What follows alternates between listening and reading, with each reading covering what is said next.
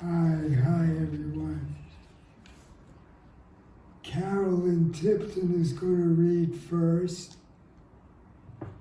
She's going to read from her translation of Rafael Alberti. This is the second book of her Alberti translations.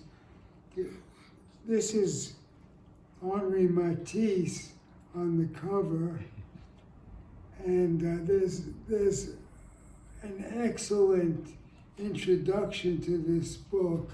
Rafael Alberti is part of what was known in Spain as the generation of 27.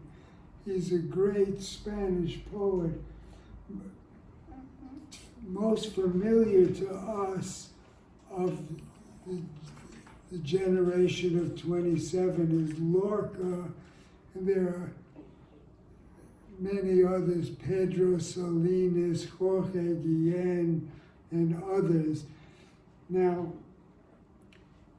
I went through this book with my journeyman Spanish. It's a bilingual edition, and Carolyn is a translator after my own heart. She's not slavish in translation. She's true to the spirit, and she translates Alberti's Spanish into beautiful musical English, as you'll hear.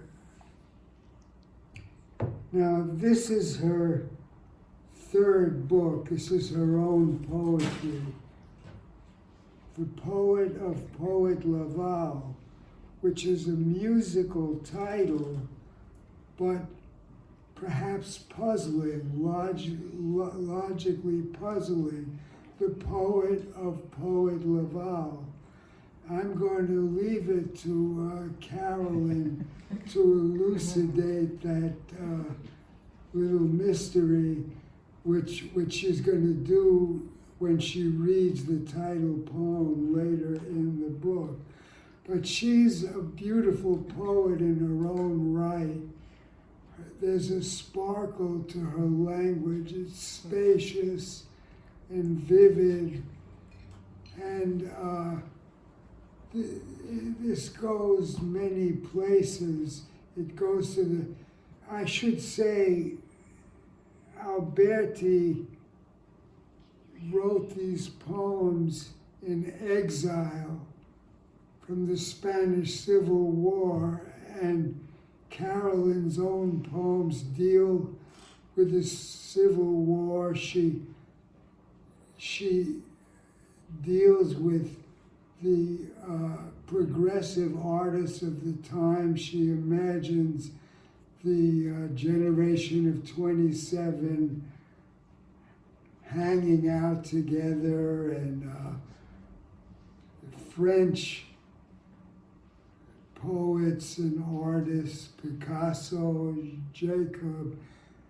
And in these poems, there's space, there's day, there are flowers, there are birds.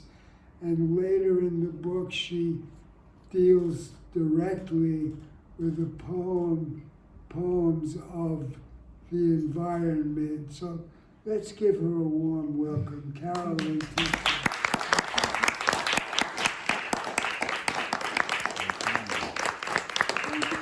Thank you, Richard, so much. Thank you, Joy. Oh, thank you. These two do so much for promote the poetry of others. Really thank them. And Harold for the great venue. And thank you to everyone for coming tonight. Can you hear me okay? Yes. Okay. Well, Richard introduced Rafael Alberti. I'm going to read a few poems from Alberti, some of my own. Oh, sorry. Some of my own from Poet Laval, and then some new ones.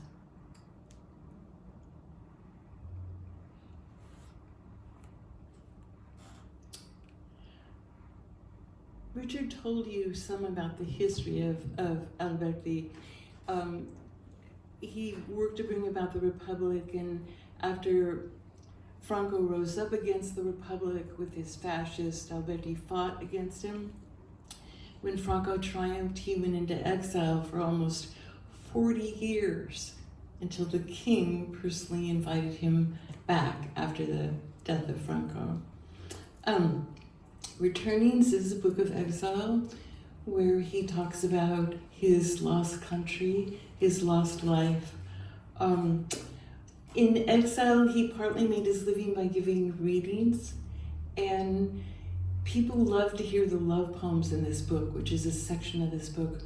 And so each successive edition of this book had more love poems because that's what people wanted to hear. And so I'm gonna follow him and read 3 love poems from this book tonight. The first is Love Returns Up on the Roof. This was about a rooftop apartment he had in Madrid before the war. He moved in with his new love, and they had many parties for the poets of the generation of 27. It was a place of great joy. Love Returns Up on the Roof. I am a man of many rooftops. The widest ones are set above the sea, ready to cast off for the sun, bearing like sails their sheets hung out to dry. Others open onto fields, but one, though it looks out to mountains, opens only onto love. It's this roof that returns to me the most. There love tied back the tendrils of geraniums, trailed the jasmine and the rose along the rail, and in the burning night might come undone in a sudden pouring shower of cooling rain. Far off, the peaks that bore the weight of the great stars watched over it. When was love ever so lucky, and when, amidst just sprinkled petals, possessed with such force by the blood? Train whistles floated up, tremblings of Chinese lanterns from the fairs, live music, and the glow of lighted trees. These all rose up while comets came cascading down, filling love's eyes in a flash of fleeting splendor. It was the sweetest epic of my heart. It all returns to me today, so distant from where I am now, dreaming on this stump beside a road that opens onto nothing.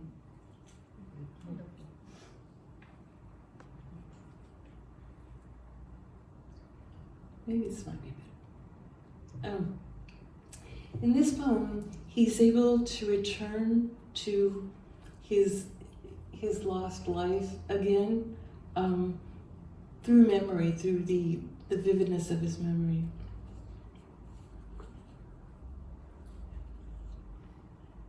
Love returns to landscapes still alive.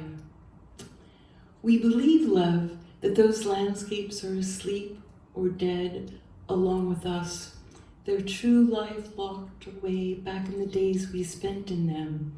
We believe the trees have lost their memory, the nights have thinned and given away whatever made them beautiful and timeless. But it takes just the slightest trembling of a leaf, the sudden breathing of a burnt-out star, to find ourselves the same ones whose delight filled the places that held fast our own embrace. And so today, love, you awaken at my side, among wild currants and hidden strawberries, protected by the staunch heart of the forest. Here is the wet kiss of the dew, the tender blades of grass that cool your bed, the enchanted sylphs who decorate your hair, and the high, mysterious squirrels whose play rains down the green small change of branches on your sleep. Leaf, may you always be happy and never know autumn. Leaf whose slight trembling carried back to me the fragrance of those blind and luminous days.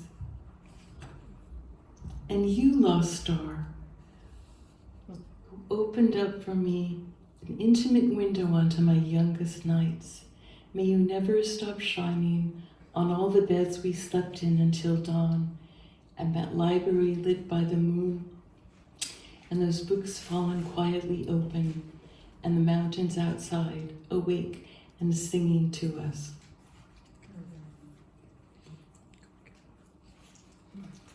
And for the last poem from this book, Love Returns on a Summer Night.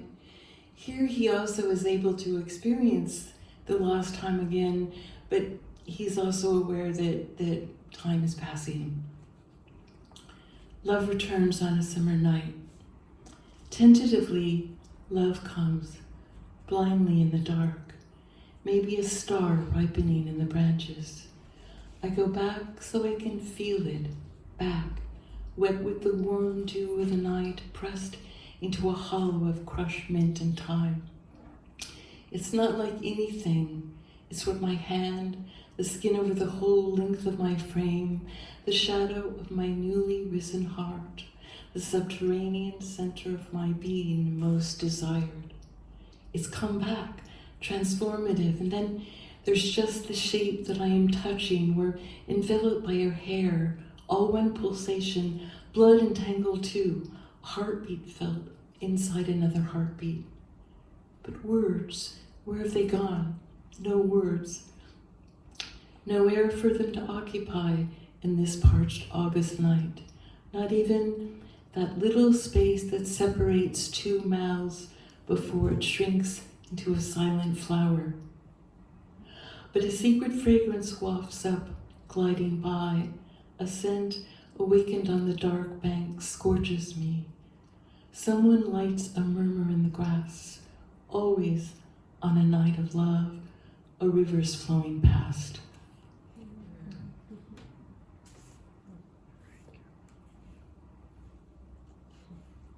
And now Poet Laval. But we're not leaving Alberti behind just yet, because the next poem is about him.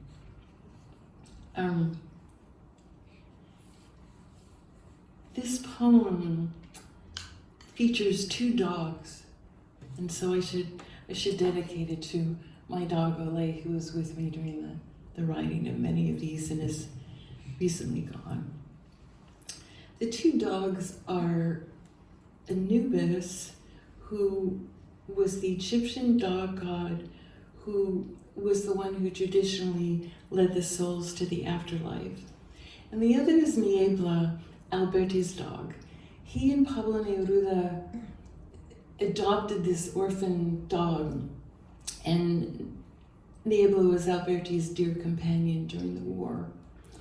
And Alberti was born at the beginning of the 20th century, and he was sure that he was going to make it to the millennium.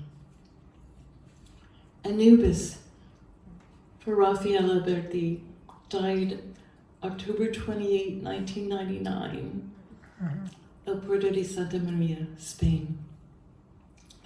Rafael, at the moment when you died, I was in a small club in New Orleans. You would have loved it. Spanish dark wood walls, a leaf red pressed tin ceiling, a patio lit by a moon just past the full, and crowded with large leaves of banana trees and palms, just like your own trees in El Puerto.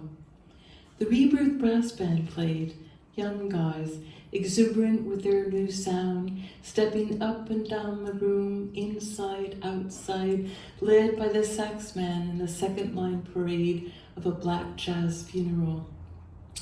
Oh, Raphael, I was at your wake and didn't even know it. You once told me the story of Niebla.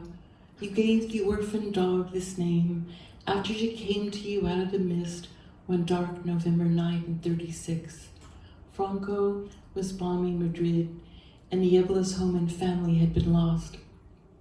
With Neruda, you were out walking the streets when she appeared. She led you through your wartime years, companion at the front, where you read your poems to the soldiers, and in the heavy truck, loaded with the Prado's greatest paintings, which you drove all night to safety, and later on the mountain, where you said her leaping reacquainted you with joy.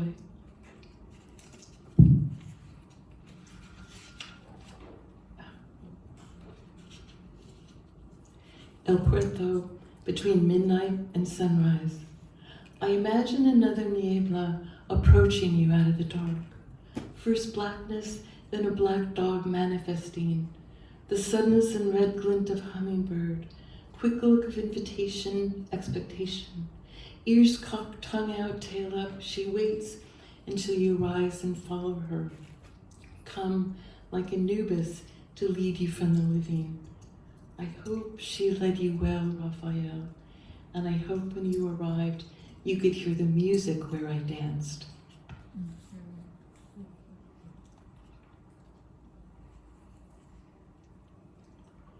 Through Alberti, I was lucky enough to meet a number of the veterans of the Abraham Lincoln Brigade, the Americans who volunteered to go and fight fascism in Spain and join the International Brigade. And I was hanging with them in a bar one night in Madrid, and Sid Harris told me this story, and the poem is called Sid's Story. The Lincolns stood in groups around the bar. Keller was telling of a battle.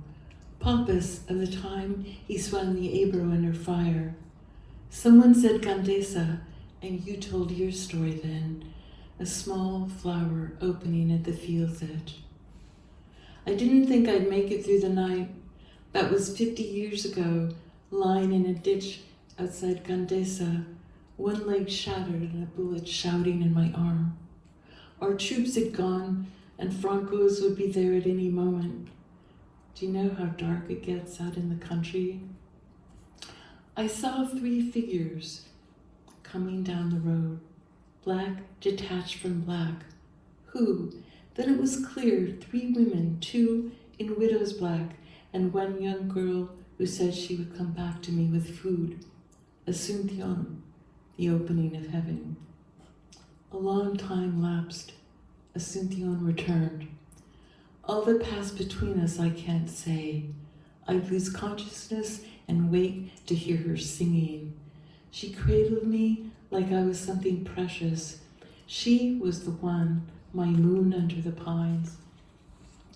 A second moon, dove's head, it was an egg she proffered. Delirium, stark wind, shape changed our supper, warped the Spanish clouds. The water in my cup came from her breast. Below us, night migration shook the grove. Herds of tramping boots, smashed branches, shadow crowds. We held on for weeks that night. Franco's men passed through. With light came the more lenient Italians. Russo, they asked me? No, I said Chicago. Ah, Chicago, Al Capone. They grinned at me, made sounds like Tommy guns, and spared my life. Sent me to jail instead. But I never saw Asunción again. Throughout my life, I've relived that one night. I sleep, fall through the darkness, wake up in her arms. She is singing low in Spanish. I am dying and am falling fast in love. It's the last night I will ever see her face. The end comes soon. And yet, these 50 years, she's what's appeared when I've looked at the moon.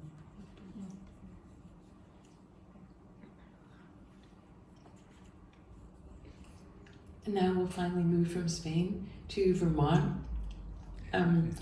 I wrote the next poem during a residency, one in Vermont one April.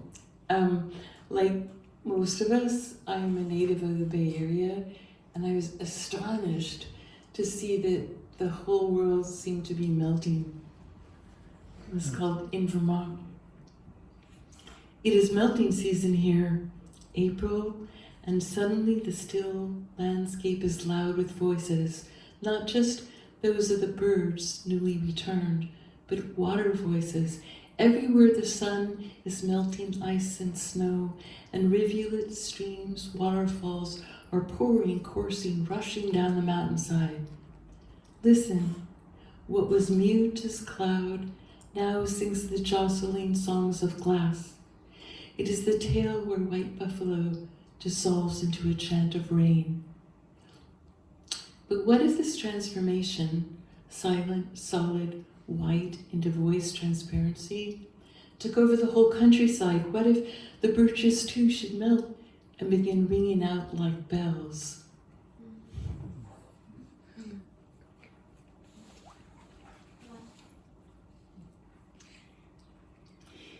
The next poem is called Lapidary. In this poem, I wrote my own lapidary. Here I'm thinking of the old alchemists of medieval times like Albertus Magnus, who wrote lapidaries or treatises on the properties or virtues of certain stones, where to find them, what you should do with them. And I talk about this, and then in the second stanza, I extrapolate and write my own lapidary. And then in the third, I wonder if stones are really what we need at all. Lapidary. Albertus Magnus tells the virtues of the stones. Take geracodum, he says, let one hold it in his mouth. It maketh him that bears it merry. If born before the heart, Hephaestus makes a man sure. Albertus tells us where to find these stones. In the nest of a black plover, in the belly of a swallow, in seawater where the waves break off the shore. And some must be specially bound, with red thread to the wing of an owl, to a wolf's tooth and a laurel leaf.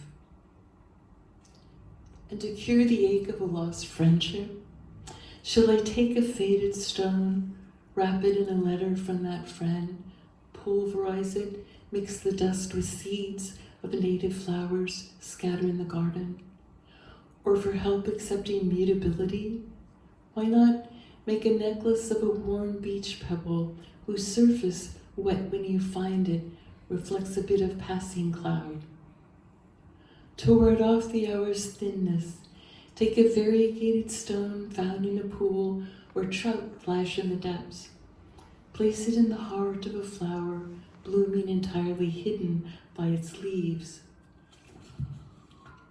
But what if the stone, any stone, feels too heavy, and delight lies only in turning it to a warm wind? The lifting of the heron's what you need, a shapeshift to something lighter. Choose the running stream over the lake. Observe smoke as it rises. Not even the peach blossom, but its fragrance.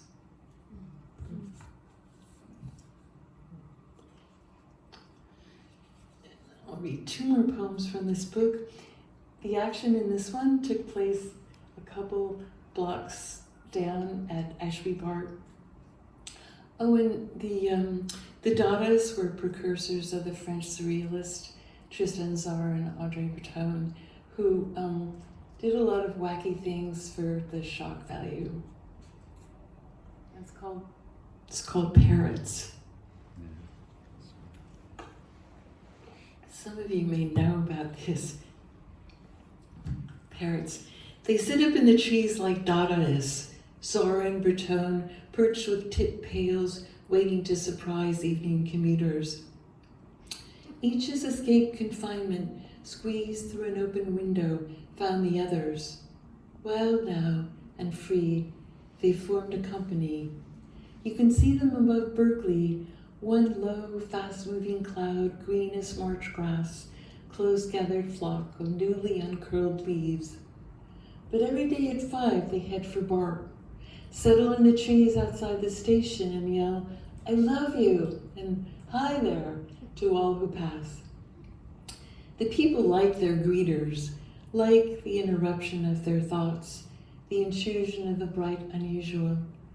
And always there is someone hearing them for the first time. She's the one you see turning around, wondering for a second if the words are meant for her, and then smiling as she realizes who spoke them. But it's the birds I mainly think about. Parrots love pranks, of course, and maybe these miss practicing their English. Still, I wonder why they come. What memory of a head turned, sudden as falling star, or a voice speaking a name barely remembered, draws each one here to call out till the night arrives and they ascend in a swirl of green dotted with gold, bouquet of speaking acacia offered to the quiet darkening sky. And the last poem from Poet Laval is the title poem.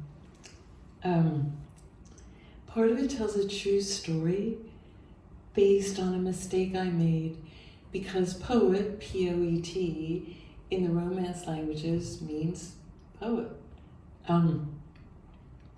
This is also about what poems can do. The Poet of Poet Laval.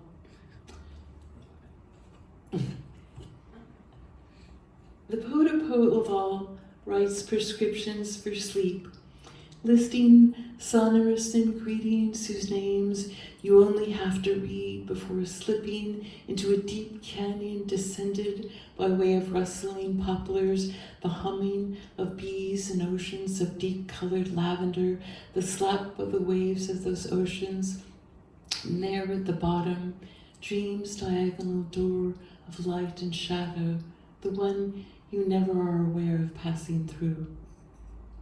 The Poet of Poet Laval is a useful poet, writes poems that seed the heart you thought non-arable. Soon, stirrings, presentiments of the wild and bright, red poppies. The Poet of Poet Laval does not exist. Poet Laval is a village, very old, in the north of Provence. Touched by the thought of a village named after a poet, I visited Poet Laval and asked after him. Who had he been, and where could I read his poems? These questions made everyone laugh, until a kind woman took me aside. It's like this, she said. In Provençal, poet means mountain. So, no famous writer of poems ever lived here.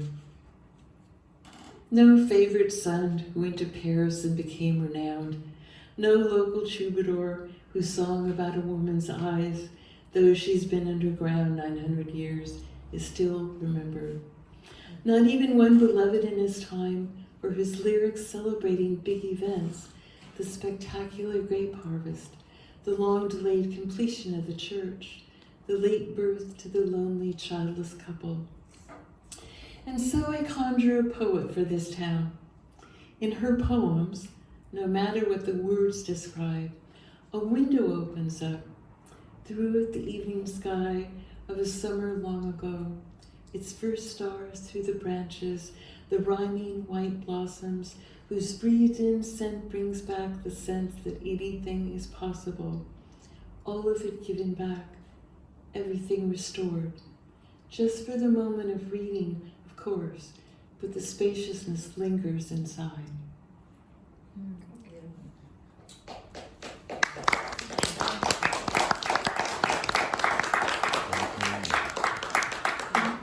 I'm going to read a few new ones to end with.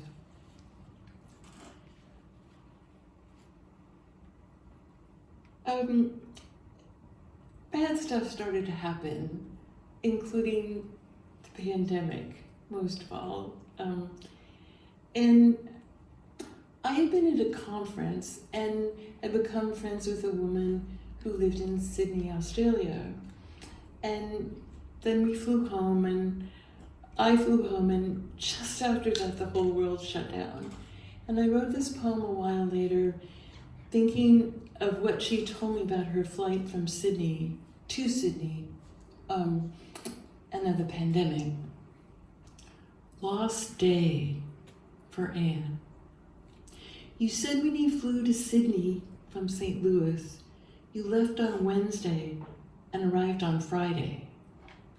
The time elapsed was more than the flight time. For just a moment, I forgot about the international dateline, thinking just of your lost day. What happened to Thursday? Maybe you lived a different kind of time. Maybe you don't remember. Maybe the veil grew thin and you passed through and saw your mother, your first dog. Or was it just shifting scenes, all the confusion of a dream?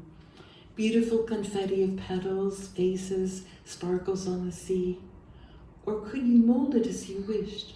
A series of perfect moments, that surprising second kiss, the moment when you realized you could read, the picnic afternoon so long ago, the cloth spread out, the light just right, and everyone around you.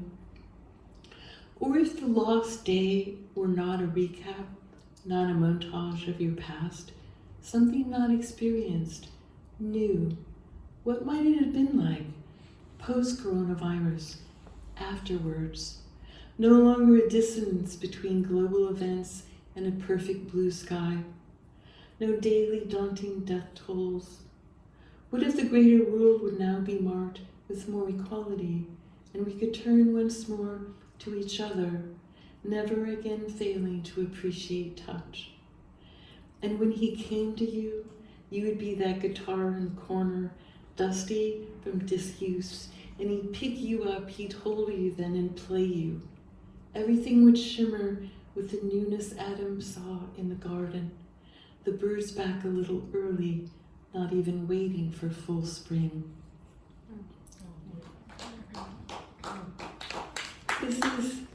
This is more about stuff, but this is not global. It's just happening in my own small world. Descent. This one has put the corkscrew with the rubber bands. That one has forgotten where his water bowl is found. Old husband and old dog, dementia has come for you. What can I do but continue to put things in their place? Although that place is arbitrary, isn't it? We are the ones imposing any order, a fragile barrier keeping chaos out. These thoughts induce a kind of vertigo.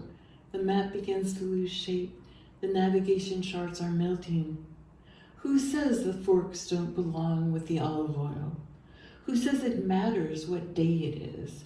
That the waxing moon isn't really smaller tonight? Who says the self can't dissolve like your reflection when the wind ripples the water? That the heart is not an apple cut open and strangely lacking seeds?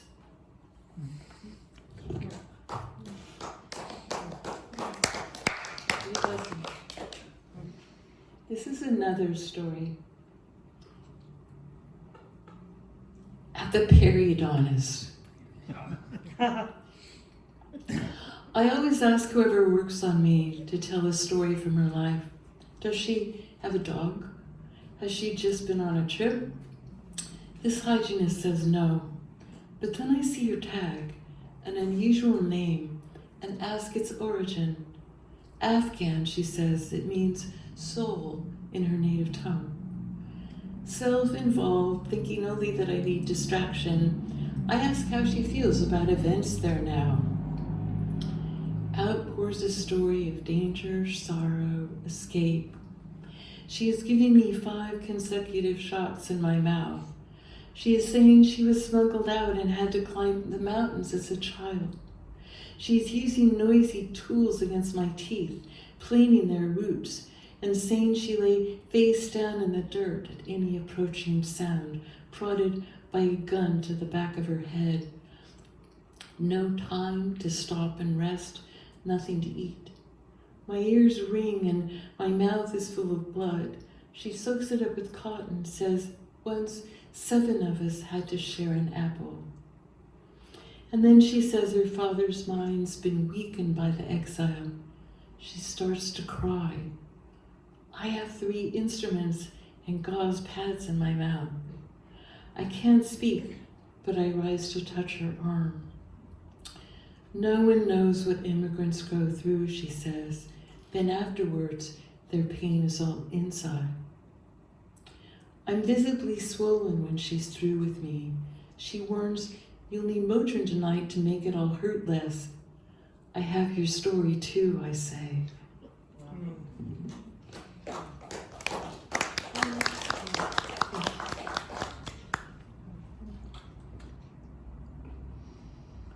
It's the last poem. And here is about restoration. It takes a while each morning to reweave the tapestry, find again my pattern in the cloth. Dreams' fingerprints only slowly disappear from the new day.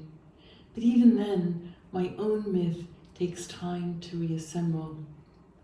Though somehow it's the outer world that puts it back together. The opening rose lifts me if I let it.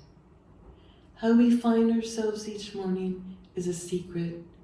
How the heaviness sinks away, sorrow's grip is loosed, and the spirit can once again imagine itself a swooping swallow and remember the sweetness of the evening light.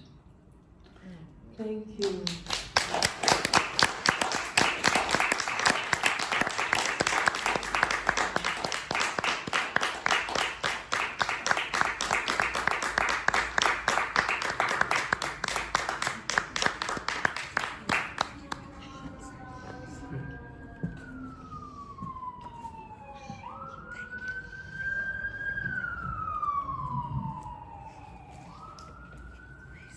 Carolyn Tipton. Yay.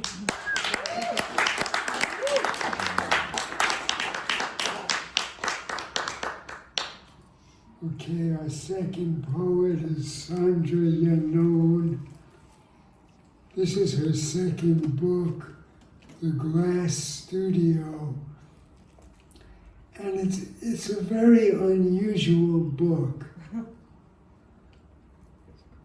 This cover is from one of the actual glass studios. This is a photo that her father took of stained glass. It's called The Beginning of Time. Now,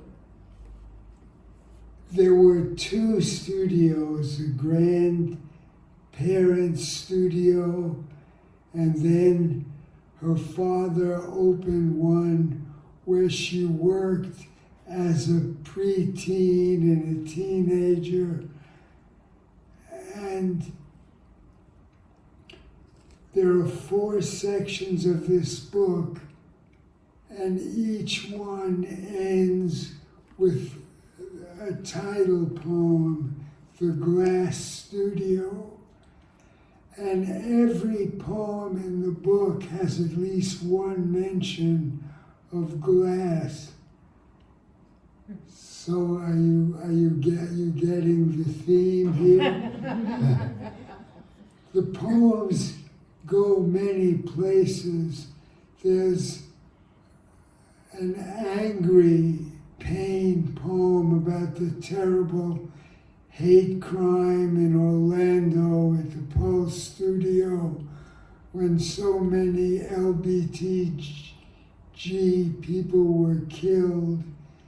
It goes to 9/11. It goes to the sinking of the Titanic. But the core of this book for me is love.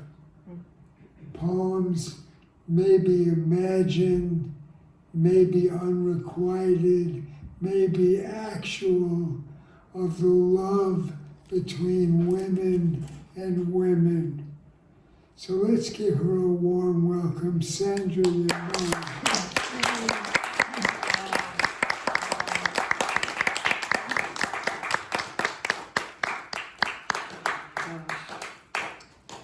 Thank you. I'm just going to pour a little water and get myself settled because I have to admit I'm very overwhelmed by this amazing, amazing, amazing venue here. And thank you, Richard, for that beautiful introduction. Joyce, thank you for putting this together. Harold, I mean, I've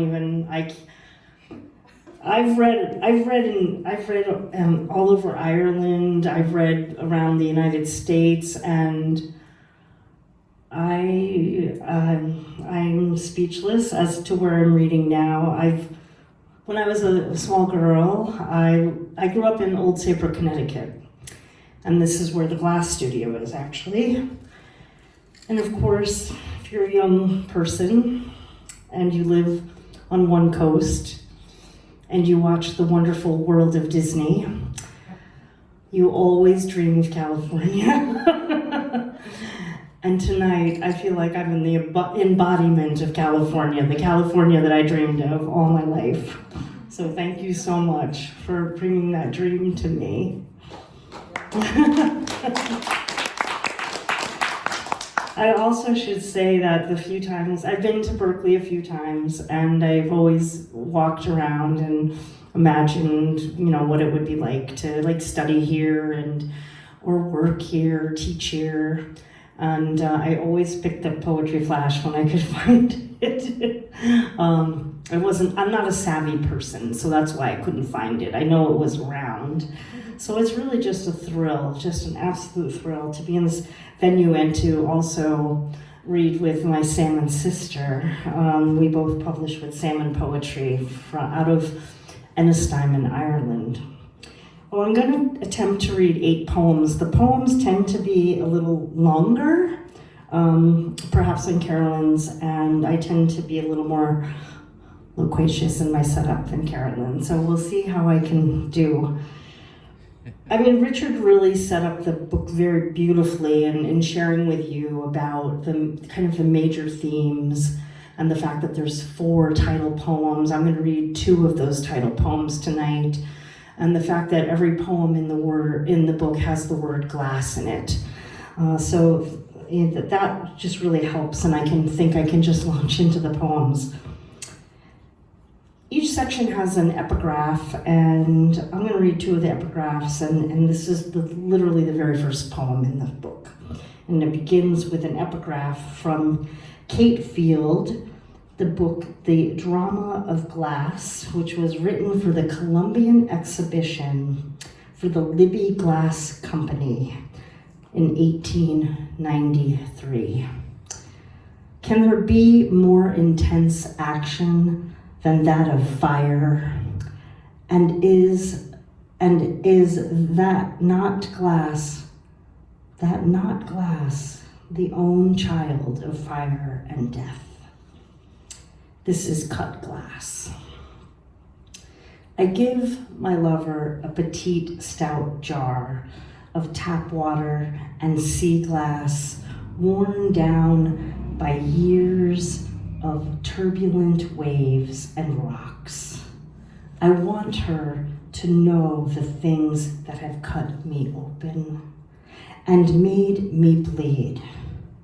I want her to have the obstacles to my once perfect skin accessible in the light of day, so at night, when she runs over a scar with her finger or tongue, she will know the instrument that marked me. Thank you. Well, this is the second epigraph to the second section. And I just thought I'd give you a taste of these. I had a very, very dear colleague at the Evergreen State College, where I was a professor for 22 years in Olympia, Washington. I just left, I just retired a year ago, and moved back to where the Glass Studio was, which meant I actually literally got to finish the book in the actual Glass Studio, which was its own miraculous journey. So my colleague, she's a wonderful, wonderful poet. She passed away in 2023. Her name is Gail Tremblay, and I encourage you to look up her work. And she had to say, each morning I envision the things I want to make. I let myself be possessed by what I will learn by making it. I think when an artist lets their work reach them and teach them what the world needs them to say, each day is a gift, and one learns that the work is worth doing. And of course, the the word poem actually means maker. And so I really like that. Well, I have a poem here that actually takes place in Oakland, and some of these poems are not usually what I read in the sets that I've been reading, but there's just so many resonances as I was looking through the book, so I really wanted to feature this poem that happened after there was a very famous fire a few years ago here in the Ghost Ship, and this is where this takes place. After the election, Oakland burns down. That night I woke and wept for liberation and for a different ghost ship than usual, one not sunk this time by ice and greed, but extinguished by smoke and neglect. I switched on my bedside lamp to keep at bay the lack of light, which is different than discouraging the power of the dark. The dark provokes dreams. The dark fertilizes ground. The dark is my hand combing through my hair's instant, unstarry night. A vote is not a siren, not a fire engine screaming to find a blaze in progress. A vote is a hand extended.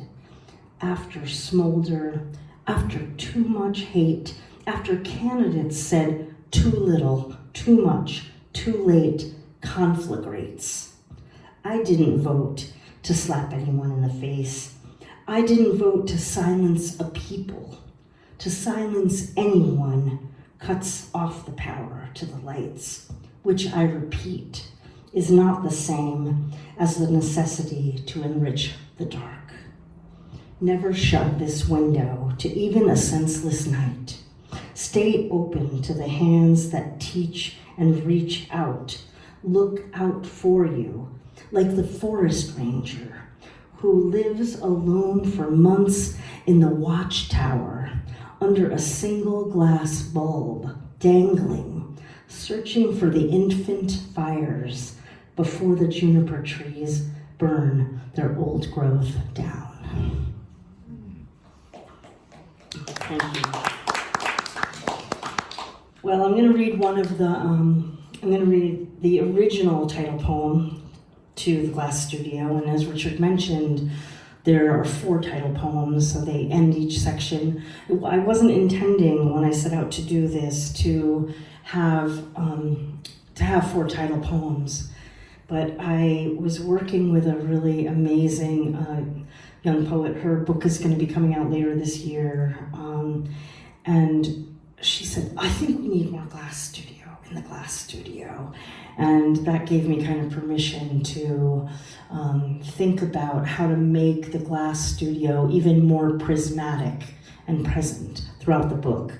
But this was the original poem, and I should just share that in this poem, I took what I thought were speculations about my family's history and some potential domestic violence that might have been happening in my grandparents' house, which you'll hear the Glass Studio was above that originally. Well, after the book was done, and I was talking to my mother and saying, I'm not going to dedicate this book to you. I'm only going to dedicate it to my father because I took some liberties with our family story.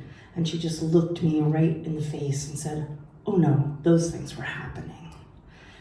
So you can imagine the book's done, and now I'm left with a different version of the story. So it's actually opened up a whole flood, and probably my next book is gonna recast the Glass Studio all over again with this new information. So I just will mention that this does refer to domestic violence, and if you feel like that's not something that you would like to take in tonight, I'll just give you a moment. Feel free to step out. I'm not offended at all, and there will be some more joy coming up, though. You always end on hope. So this is the glass studio. I must go back to that photograph of me, 14, on an early morning in my father's makeshift sweatshop on the unfinished second floor of my grandparents' house, leaning over beige glass squares arranged in a plaster-poured mold. My Red Sox cap cocked backwards like a trigger, waiting for release. My left hand steadying the burning soldering iron while I push coiled snakes of lead into the iron's hot tip to melt them into quick silver seams, fusing those cut glass squares into translucently beautiful panes if I hold them up to the light, breaking through the second floor window. I sweat through this labor. I breathe in the noxious fumes. I wear no protective mask. My hot pink lungs slow burn towards death. Hour after hour, I run my hands like this, iron and lead, like over the seams of women's bodies it will take me years to touch. I use the same precision to bring them full circle to where they become translucent. My father will teach me all this with squares of cut glass, not ever saying the word sex, not ever claiming to transfer the knowledge of how he broke into my mother's body to create something akin to a family. Downstairs, my grandfather returns from hours emptying glasses filled with Kentucky bourbon and ice, brings home his daily ragings like newspaper headlines, and breaks everything on the first floor. I sit up here on a metal stool in the glass studio, mute like a bird who has lost faith in song, soldering everything at my fingertips back into place, faster than he can break her. My grandmother burns her hand occasionally on the coils of the stove while she makes his lunch. At the height of these humid summer afternoons, my father disappears before my grandfather returns home.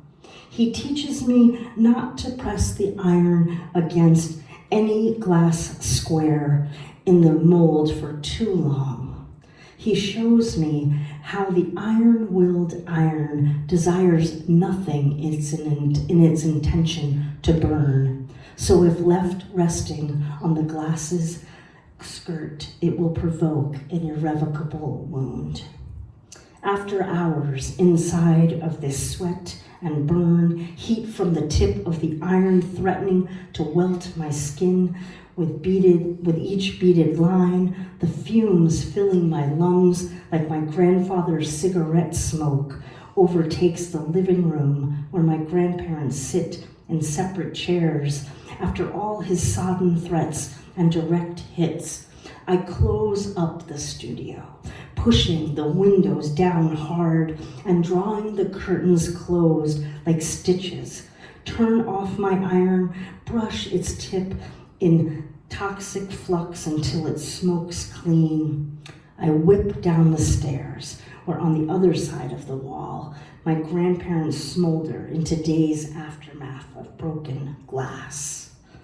I pull the door tight to keep them inside, the brass doorknob hot in my palm. I run next door, up the stairs to my bedroom, strip my leadened clothes, my skin now a mix of sweat from labor and labored fear, and I pull on my bathing suit, ride my bike hard and fast to the beach, lay down on the hot sand next to the beautiful girls on their striped towels, on their backs, tanning themselves into womanhood, their new breasts coming in like delicate blown glass floats adrift in the sea and landing on the creamy shore.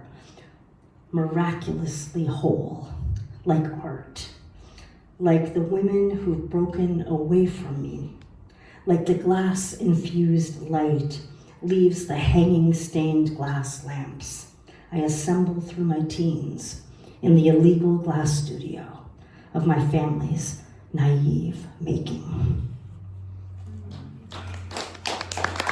Thank you. Well, as I said, I like to.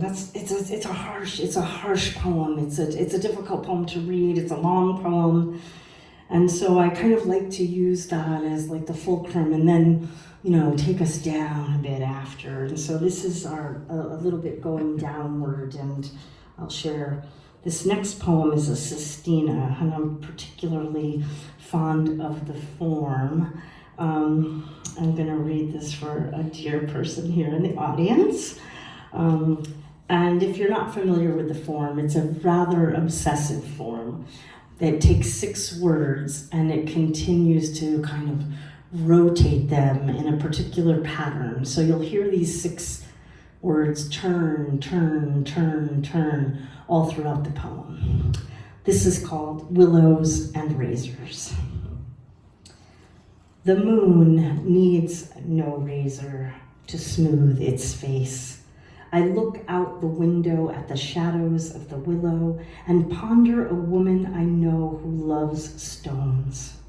When she finds one, she conceals it like smoke ready to leap from the tip of her tongue, then opens her palm to tip the world's grace. When I take the morning's razor to my ragged face, trying to scrape last night's smoke from my chin, I stroke out from my mouth so as not to cut my stone lips that want all her willow. I grew up next door to a young willow. The branches hung over me like fingertips reaching inside a glass jar for stone jam. Its taste like lust or love, razor thin, until deciding whether to flame out or flare up like a firestorm's smoke. In turbulent times, alarm clocks send smoke signals to prospective lovers in their willowy sleep. Their dreams move each other out of their separate cities' beds. Restless, I run the tip of my finger to test the antique razor's edge, then slide the blade across a stone to make both the steel and the stone sharper to my touch. Will her body turn to smoke if I ask to kiss the small of her back? Will the razor's sharp desire cut through her willowy blouse? I ask these questions out loud so as not to tip my hand at an inconvenient moment when out of the blue I may need to out myself as a recovering stone butch. I ask respectfully, like jars on countertops ask for tips. I ask my next door neighbor, a horse named Smoke, if he loves to gaze at the willow in my front yard as much as I love the razor's tip of its hat to my fresh smoked skin. My hand now, an outstretched stone, a willow branch I offer to any woman seeking razors. Well, I'm going to ask for a little audience, an accompaniment. And if you would show the Boats for Women book, just hold up the Boats for Women book. I'm just going to do one poem. This is from my first collection from Salmon. As Richard mentioned, the Glass Studio has some poems in it about the Titanic. This is largely has a segment, a whole section of maritime disasters. I'm very obsessed with the Titanic. That's a complete understatement. We could talk all night about the Titanic, and I will not get us into this rabbit hole. You can talk to me after. I'd be very happy to get into that rabbit hole with you. But this is the title poem. called Boats for Women. Yes, the boat sank.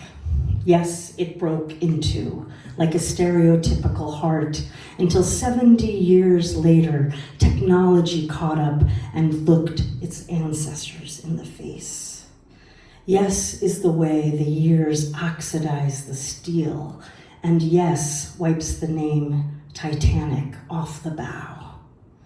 Yes are the lifeboats, the davits, the call for women and children first. Yes are the men who cry from the decks. Sometimes when I kiss her, I am leaving a yes on her lips to let her know I will go down with this ship. Sometimes when she whispers yes, we are staying on board. But there is always room in the lifeboats for 2 more women. Yes is the fact that if we were alive on that night, we would have lived. Thank you.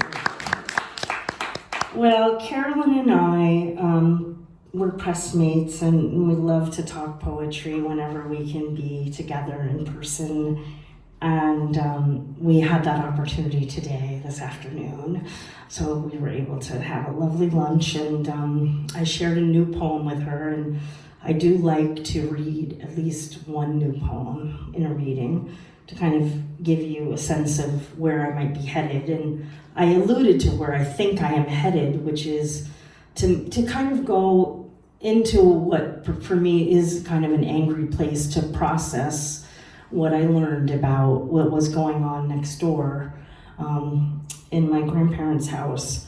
But this is a poem that I think is what happens when I'm probably going to come out of processing all of that, ironically. You know, to start with the end, which ironically the poem is actually called How It Begins. And I want to just say, I truly find reading off of phones utterly pretentious. But I don't have access to a printer right now because I've been running around and doing readings in different places. So please indulge my hypocrisy in reading this poem off of my phone. I harbor no grudges against anyone who does it. I just don't like it. I don't like it for me. It's not my style. I find it pretentious only for me. So please take no offense. If that's your style. So this is called How It Begins, and there's a reference at the end of the poem to a very famous poem by the poet Elizabeth Bishop. And if you know her poem, The Fish, you'll know the reference. You'll hear the echo of it. An uncanny thing that happened was I was on a call with, I was on a webinar kind of thing on poetry earlier this week with the poet Marie Howe. There were about 200 of us with her to listen to her read and talk about how poems are made. And she pretty much began by saying, poems start in the middle of what you don't know. And then she went on to talk about Elizabeth Bishop's poem, The Fish. And I had just written this poem 2 days before. So I think there's a very uncanny echo to what then I would hear from from Marie Howe.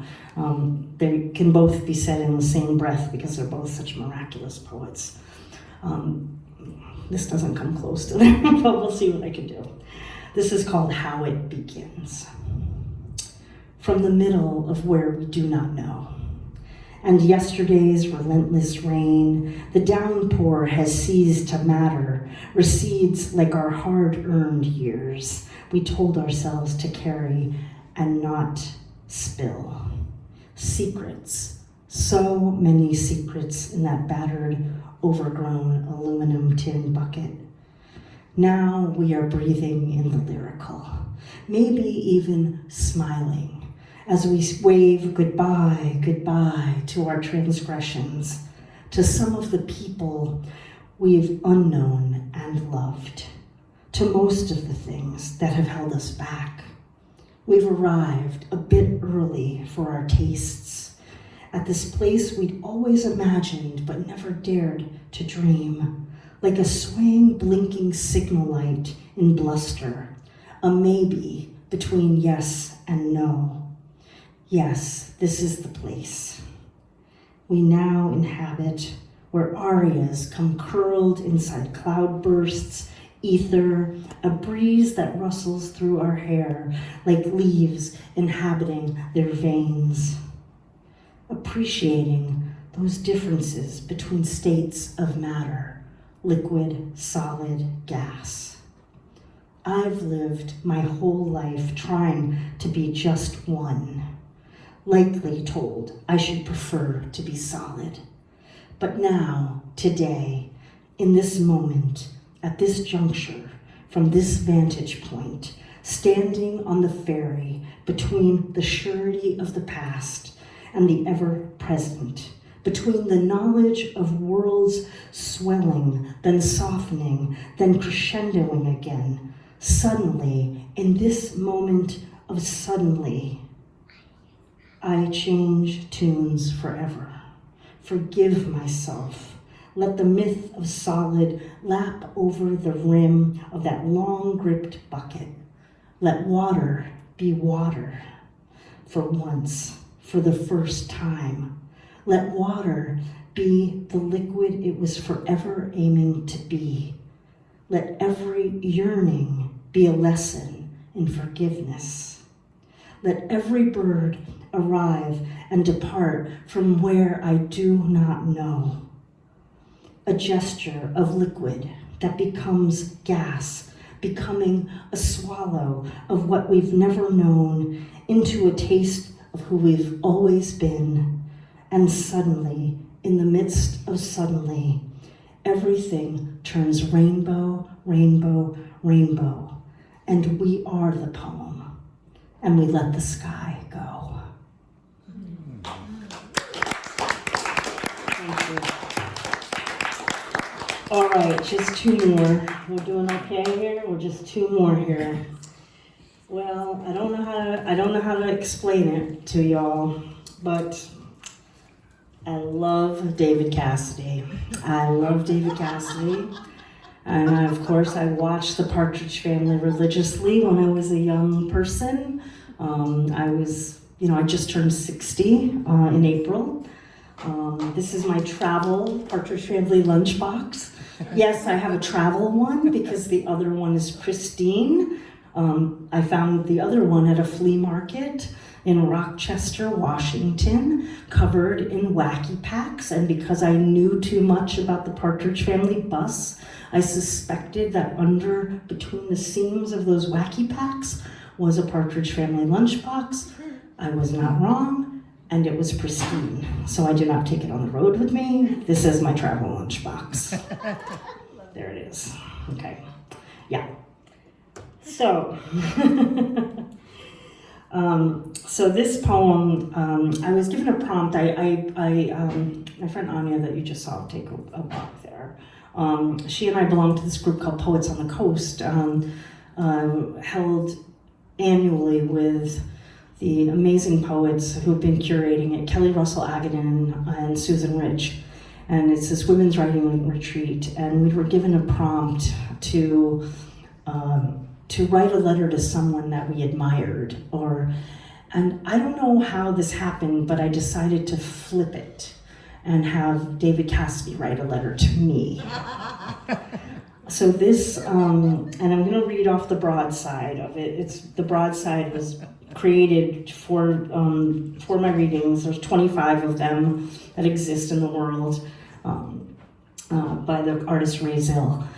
This is called David Cassidy Writes Me a Fan Letter from the Great Painted Bus Beyond. From the pages of all those Tiger Beat magazines you purchased with your allowance, I became more like sugar with each poster you pulled from the centerfold staples. I never liked that my crotch was always pinned to the crease, that girls tugged at my sleeves, ripped off my clothes, and shredded what was left of me at my concerts. I was hoping to be a firefly that feasted on night flowers, leaving my scent behind with my original songs, the ones no one heard over the din of those pop hits that ABC's money moguls shoveled into my mouth. During boxed lunches on the set, I had to sign thousands of postcards to girls I'd never met. I was drowning Sandy in the fountain of teen idol fame, and I didn't know how to swim. Who does in that kind of water? So I vanished into those cheap newsprint pages of 16 magazine. I became a paper ghost, and only the drugs and sex let me know that I was alive. What can I say? Why am I risking this from the great painted bus beyond to share with you? I think you know better than the lyrics to I Think I Love You. Every poem is a spotlight that shines the light back into your eyes. You need to keep them open to honest desires. Don't get caught beneath the undertow of the trapdoor's weight. Come on, you know how to get happy. You almost do it every day, except you act like it's your shadow side. You never let yourself fully embrace the miracle of you. I sang all those songs on those albums that I know you still sing when you are alone or driving with your sister in her van. I know you gave a private concert to Tara Hardy in your living room, that you have 2 microphones at the ready to present when you feel inspired by songs you wore down the needles in your preteen bedroom to hear over and over. I wasn't ready for everything that came next after the gold records and the show's opening credits dressed in mod. I should have shaken off that Partridge Family tree sooner. But this isn't my ending, Sandy. This is your beginning. So come on, stay happy. Swallow my songs, my prayers for that girl long ago who loved me as no one could. Retire all those faded fan magazines. You know you are happier when you are unlocked, unleashed from inside the glass house where you've been waiting your whole ludicrous life to sing. And I want to thank you. I want to just let you know, of course, that both Carolyn and I, our books are available for sale here. This is going to be my last poem, but I want to let you know that the literal font on the cover of the Glass Studio is, in fact, the font to the opening credits of the Partridge Family. The font is called Calligraphia with a K. And when I suggested ludicrously, of course, that maybe the book designer might want to think about using it. It's a bad idea, I'm sure. And she came back to me and she said, "Oh, Sandy, I did a little bit of research, and how about we do this? The actual Partridge Family show had the opening credits, the font was actually in all lowercase. So how do you feel about that?" So that is what we did. And this will be the final poem for tonight. I hope I'll come back to this amazing space and get to, I don't know, bow down to it and read again. I would love to. It's been an amazing evening. Thank you all for listening and being so enthusiastic. And this is the Glass Studio. Glass eyes, glass flowers, glass attics and floors. Everything is made of glass. Glass hands on display, reaching for the glass ceiling at the department store. Glass water from the glass water tower in glassy New York City. Glass watch face, glass clock face, and sometimes even the glass minute and second hands. The glass ocean with glass crustaceans and starfish. The ocean's beach glass grumbling to shore to become sand once again. Up the glass staircase, the glass stars blink their luminosity. Glass water in water glasses, glass teeth and tongue provoke the glass heart with its percussive glass beat. A glass voice breaks the glass bottom boat, the glass oar, propeller, and rudder to the rescue. Glass confections and glass cakes behind glass. Glass fixtures of all shapes and sizes hanging from glass ceilings in the glass house, but we won't go there again. Won't ask for a glass bottle return from a long abandoned glass deposit. No glass handouts or glassy handshakes here in this glassy poem. I use a glass pen to scribe in glass ink on a sheet of paper, glass thin, like my father used to do in the glass studio. I still see his black Sharpie markings eroding on the glass. I grip the glass writing instrument much as I would the glass cutter to score sheets of glass in the studio. And now the glass sun breaks open behind the glass lighthouse, while off in the glassy distance, the glass studio waits for an opening with a glass key. The glass stoplight turns only to green.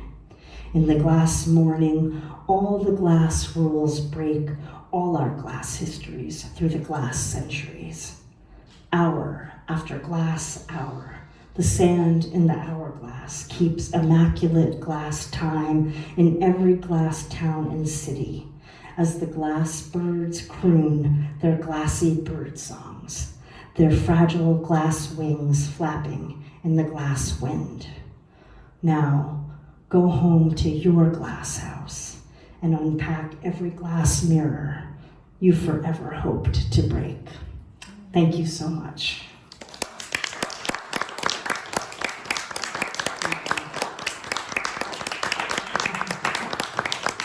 I've done a terrible disservice to Poetry Flash with the tapestry here. My apologies for ruining the video. No worries. No worries. Thank you. Thanks to these two magical poets.